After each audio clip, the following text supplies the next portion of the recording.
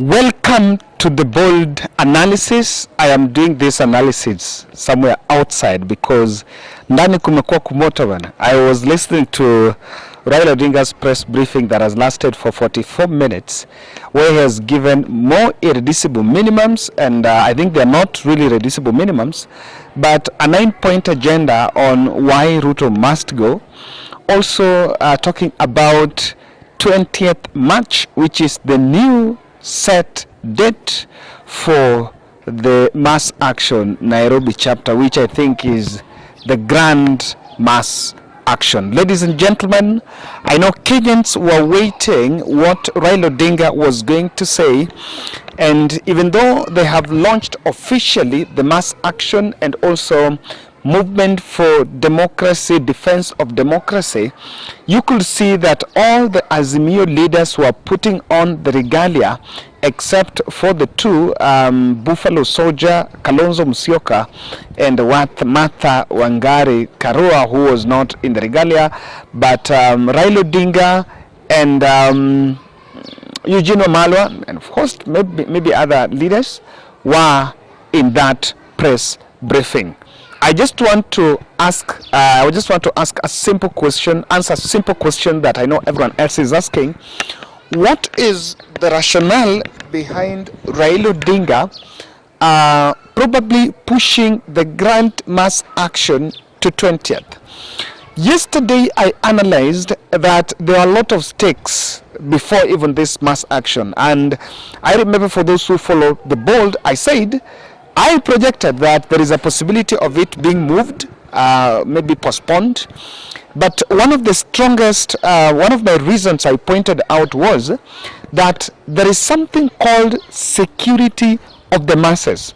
It's a very big worry for the son of Odinga, because you cannot take people and just throw them on the way and risk their lives, despite the fact that, Raila Odinga has fanatical following, and I can tell you there are supporters who they're just waiting for what next, Baba. If you check online, I was live streaming these videos, and even those who are even mainstream media as well live streaming the video, the pressure was mounting on Raila Odinga, with different people asking, Baba, where are we, or when are we heading to State House? That question was very loud, and I can tell you that it is something that is on stake. You cannot just take people. You need to put up a lot of efforts, and you need to be very strategic. And let me just point out, the reason why that was a big problem and a big challenge to Raila Odinga is he was not sure whether William Ruto was going to take charge or was going confrontational. Can I tell you the mind games of the media? Today, Raila Odinga was supposed to offer to give that press briefing at 2 p.m. Then the Ministry of Interior, led by Kithure Kindiki, sent media invites at, I think, around noon, at 11 a.m. in the morning, saying that they were going to issue their statement at 1:30 p.m., which of course maybe they were just trying to wait for what's going to happen on what Raila Odinga might say, so that they also counter that message. So what happened here is they did not give that message. In fact, they never reacted. What happened was that they waited until the Raila Odinga event started, press briefing started at the Jaramogi Oginga Odinga Foundation offices in Upper Hill. Like 5 minutes after the Azimio team started, you could also see that media houses went live for that of Interior, and they played a very clear mind game. They wanted, at least if the media was going to cover live coverage of Raila Odinga event, maybe trying to look for a split screen so that they suppress the messaging.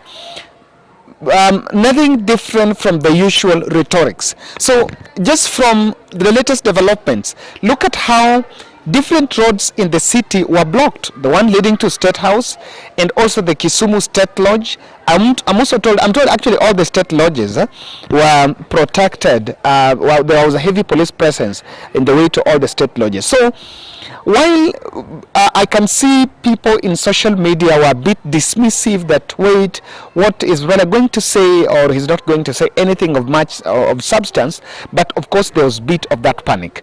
So what do you think was behind Raila pulling the last minute card to postpone the mega mass action to 20th? Kindly subscribe to our channel, click the notification bell, and also like our video. I want to explain more on this matter because I think it's the big question that is on table.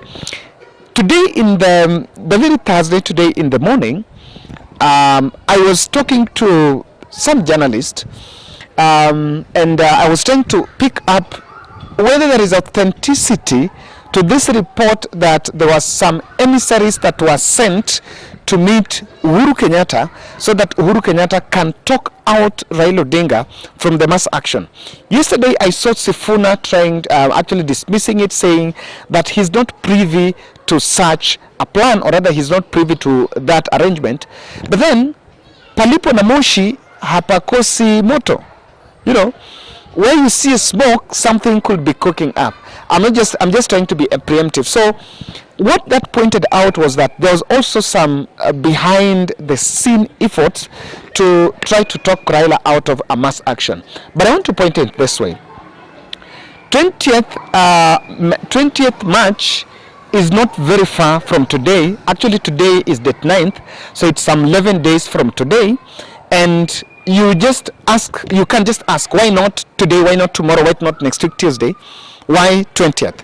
I am seeing something that Azimio la Umoja were battling. There were a lot of wars, there were a lot of battles at the same time.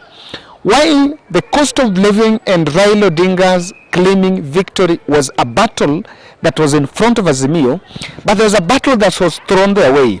Matiang'i battle and the 15 billion haste battle. What am I talking about? What am I saying? Because listen to UDS Secretary General Cleophas Malala saying that those who are going to attend the protest should carry gunias so that the handshake brothers can give them a share of the 15 billion. And speaking about what's happening on the go down. So, you know, Kenya Kwanza successfully have managed to clip Raila Odinga in the same corner with William Ruto, and effort to try to make Raila walk his own path has gone futile. And maybe I may be wrong on this, but I also think, guys, we are shooting outside, so there are disruptions here and there, and you'll have to bear with us. Those are natural sounds. In media we call them ambience. So Raila Odinga seems to have also accepted that, look here, we are not going to disassociate with with Uhuru Muigai Kenyatta, because even that press briefing, during that press briefing, he spoke about Uhuru Kenyatta. So when that discussion about the loot that was done last general election, it was thrown on the way on the public to create an understanding that maybe what Raila Odinga is pursuing is trying to divert the attention from the said 15 billion haste. So they might have realized that, look here, we have an opportunity. Kenya Kwanza, since we announced that we were going for the mass action, they were a bit irritated, they went into panic, and then started to pull different triggers. So what Raila Odinga, maybe the team have realized is one, they're giving it time for the Kenya Kwanza to pursue the discussion on the 15 billion haste, with it being a trap this way. Between now and 20th, if President Ruto is going to arrest any other member of Uhuru Kenyatta's cabinet, it is going to charge the masses. It's going to fuel more. And I remember Nani saying, Mtaani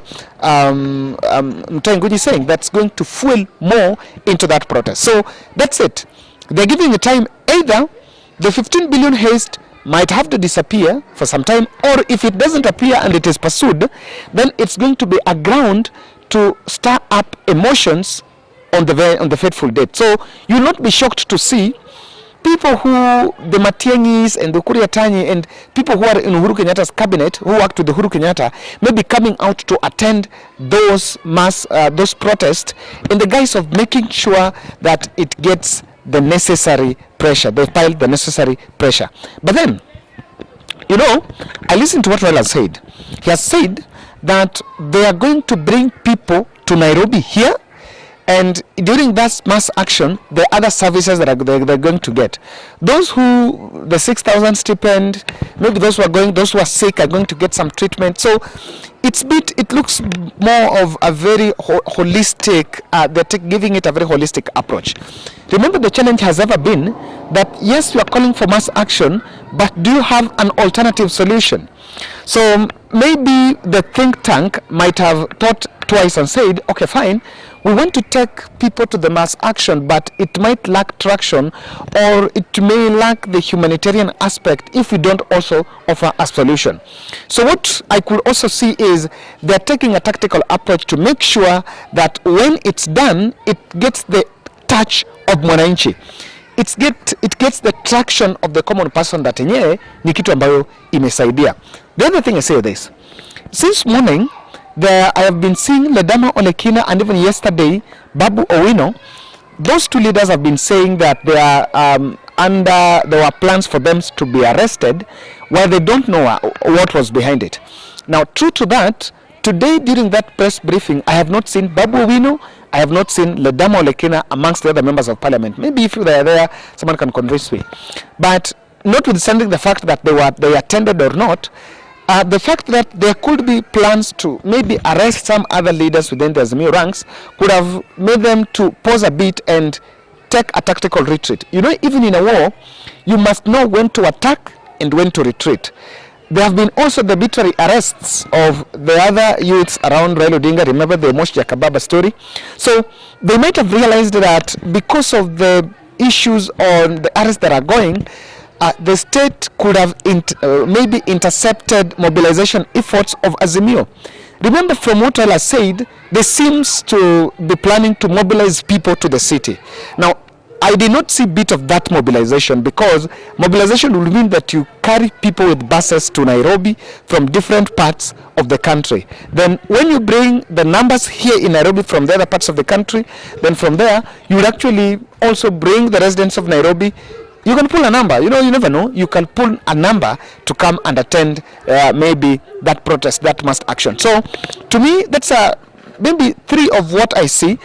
But tactically, I've seen that I think those who are telling us we are not in panic, we don't think about what Raila can do, should not lecture the country anymore. Because the truth of the matter here is, there was a press briefing that was being given out, despite the fact that Waziri is very busy with the bandits in the North Rift region, but he came back to Vigilance House to give us a press briefing in terms of what they are preparing to do. We also saw security being dispatched in different parts of the different establishments, especially state establishments, after a report emerged that they would be going to that protest. Now, this is what I can say. When we were talking about 20th, but there seems to be a simmering protest. They say they are launching it, and it has been launched, mass action has been launched officially. And what will mean here is, I think the Azimio team they just want to make it an impromptu. Remember, you cannot call people and organize a protest, and you know, it cannot be a very well organized thing, because the more you try to organize, the state can intercept those efforts, and then they can be thwarted. So in my next analysis, I want to just answer the other question on what Ruto must do moving forward.